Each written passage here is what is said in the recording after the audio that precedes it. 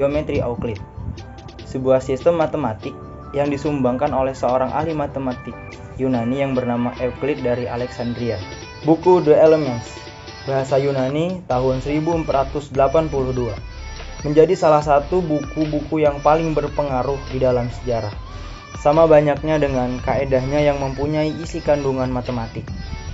Buku Elements ini bermula dengan geometri salah yang masih sedang diajarkan di sekolah menengah sebagai satu sistem aksioman dan contoh-contoh pembuktian formal yang pertama.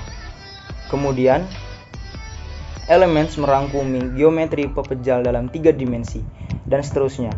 Geometri Euclid telah dipanjangkan kepada satu bilangan dimensi yang terhingga. Buku The Elements sudah merupakan buku pegangan baku lebih dari 2000 tahun dan tidak diragukan lagi merupakan buku yang paling sukses yang pernah disusun manusia. Begitu hebatnya Euclid menyusun bukunya sehingga dari bentuknya saja mampu menyisihkan buku-buku yang pernah dibuat orang sebelumnya. Struktur geometri Euclid, asumsi atau postulat untuk geometri Euclid. Sesuatu akan sama dengan sesuatu atau sesuatu yang sama akan sama satu sama lainnya. Jika kesamaan dikurangi dari kesamaan, selisihnya akan sama.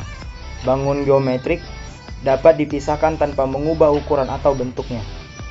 Jika kesamaan ditambahkan dengan kesamaan, maka jumlahnya akan sama. Keseluruhan akan lebih besar daripada bagiannya. Setiap sudut memiliki bisektor. Lanjutan dari struktur geometri yang di atas, setiap segmen memiliki titik tengah. Sebarang segmen dapat diperluas oleh suatu segmen yang sama dengan segmen yang diberikan. Semua sudut siku-siku sama besar. Dua titik hanya berada pada satu-satunya garis.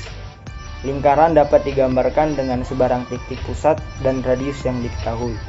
Dari postulat-postulat sebelumnya dapat dideduksi sejumlah teorema dasar.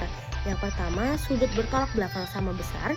Yang kedua, sifat kongruensi segitiga. Yang ketiga, teorema kesamaan sudut dasar segitiga sama kaki dan konversinya. Yang keempat, eksistensi garis yang tegak lurus pada garis titik dari garis tersebut. Yang kelima, eksistensi garis yang tegak lurus pada garis yang melalui titik eksternal. Yang keenam, pembuktian suatu sudut yang sama dengan titik sudut dan sisi yang telah diberikan sebelumnya. Yang ketujuh, pembentukan segitiga yang kongruen dengan segitiga dengan sisi yang sama pada sisi segitiga yang diketahui.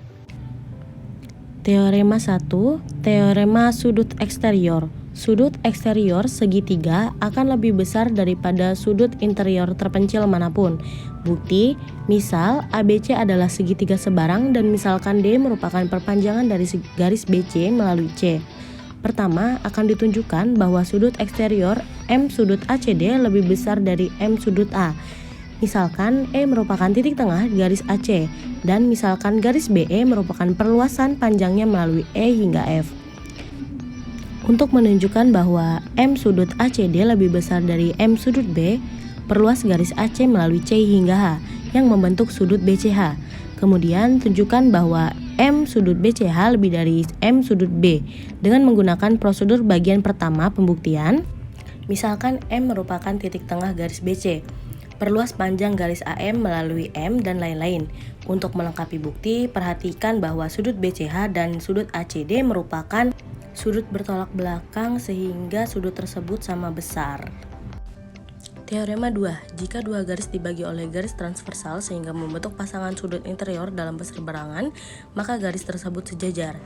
Misalkan garis transversal membagi dua garis L, M pada titik AB sehingga membentuk pasangan sudut interior dalam berseberangan.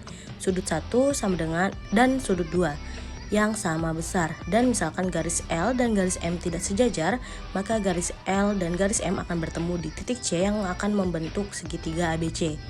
C terletak pada satu sisi AB atau pada sisi yang lainnya. Untuk kasus lainnya, sudut eksterior segitiga ABC sama dengan sudut eksterior terpencil. Misalkan jika C pada sisi AB yang sama sebagai sudut 2, maka sudut eksterior sudut 1 sama dengan sudut interior terpencil sudut 2. Hal ini kontradiksi dengan teorema sebelumnya, oleh karena itu garis L dan garis M sejajar. Sudut segitiga kurang dari 180 derajat. Bukti, misalkan segitiga ABC merupakan sembarang segitiga, akan ditunjukkan bahwa sudut A ditambah sudut B kurang dari 180 derajat. Perluas garis CB melalui B hingga ke D, maka sudut ABD merupakan sudut eksterior segitiga ABC. Dengan menggunakan teorema 1, sudut ABD lebih dari sudut A, tetapi sudut ABD sama dengan 180 derajat dikurang sudut B.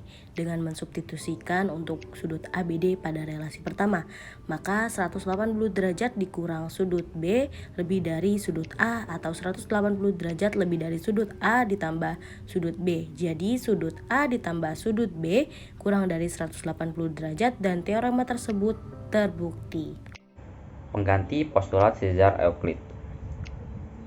Postulat sejajar Euclid biasanya digantikan oleh pernyataan berikut ini. Hanya ada satu garis sejajar pada garis yang melalui titik, bukan pada garis tersebut. Postulat Palifer. Selanjutnya, peran postulat sejajar Euclid. Dengan mengasumsikan postulat sejajar Euclid, berikut ini merupakan beberapa hasil penting yang dapat dibenarkan. Yang pertama, jika dua garis sejajar dibagi oleh garis transversal, sembarang pasangan sudut interior dalam berseberangan yang terbentuk akan sama besar. Yang kedua, jumlah sudut sembarang segitiga adalah 180 derajat. Yang ketiga, sisi bertolak belakang dari jajaran genjang adalah sama besar. Yang keempat, garis sejajar selalu berjarak sama. Yang kelima, eksistensi segi 4 dan bujur sangkar. Yang keenam, teori luas menggunakan unit persegi. Yang ketujuh, teori segitiga yang sama, yang termasuk eksistensi bangun dengan ukuran sembarang yang sama dengan bangun yang diketahui. Postulat sejajar Euclid merupakan sumber untuk banyak hasil yang sangat penting. Tanpa postulat tersebut atau ekivalennya,